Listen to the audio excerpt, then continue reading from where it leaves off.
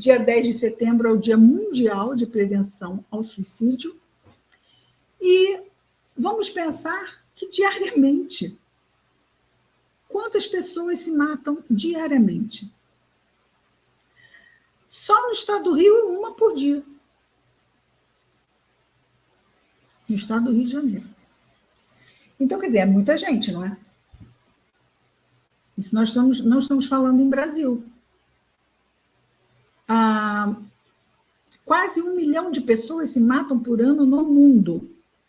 1 milhão de pessoas.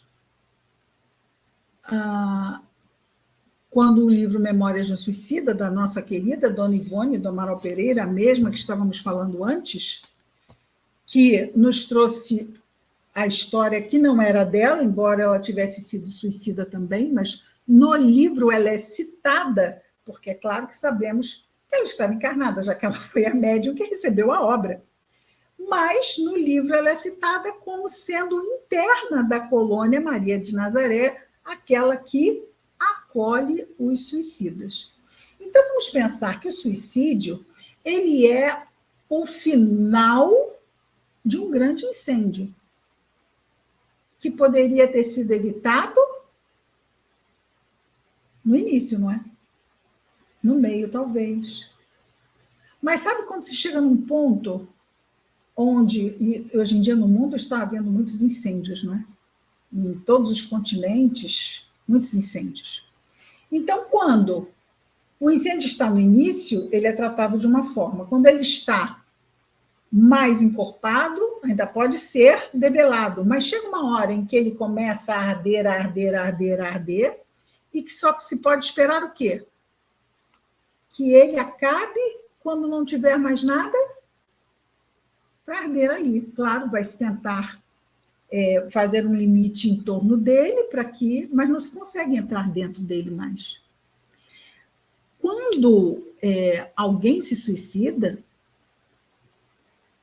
é um incêndio que perdeu o quê? Saiu do controle, concorda?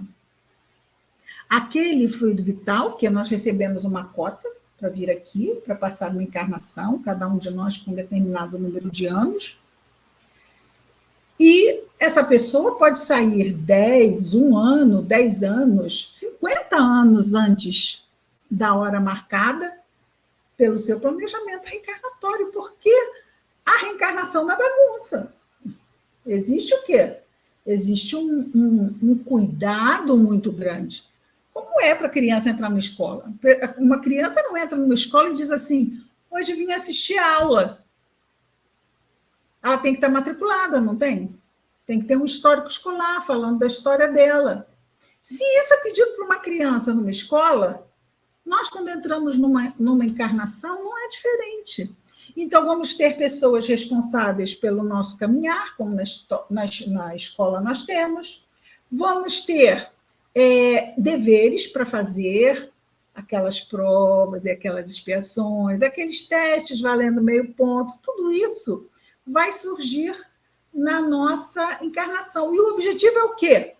Como é na escola. Quando começa o 3º ano, a criança sabe o que é do 3º ano?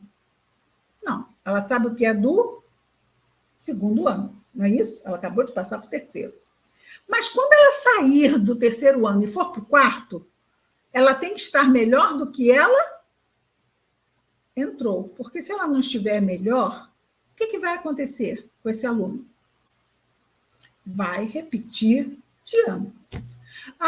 Mas eu passei em 3 matérias, fiquei em 2 só. Mas só porque ficou em 2 não vai passar de ano.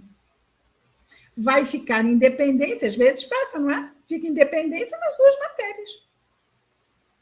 Nós estamos caminhando em várias frentes, mas algumas frentes, às vezes, nós ficamos um pouco recuados e cada um de nós vai saber qual é o ponto em que está mais recuado. Para isso, é preciso fazer o quê?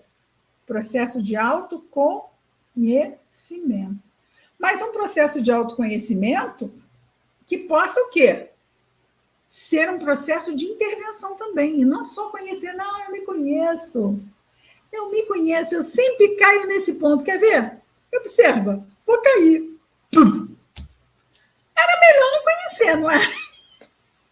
Porque se eu sei que eu caio naquele ponto e não faço nada para não cair, qual é a definição do verdadeiro espírita? Conhece-se o verdadeiro espírita, é quase um mantra, né?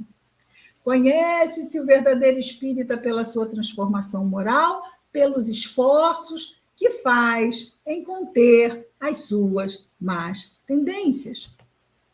Então, se conhecer é conhecer exatamente o quê? As boas tendências. As boas tendências vão ser o quê? Pontos de apoio, pontos de impulso. E também conhecer as más tendências. Essas são o quê? Os calcanhares de Aquiles e as cascas de banana que, se a gente não prestar atenção, a gente vai escorregar e vai cair.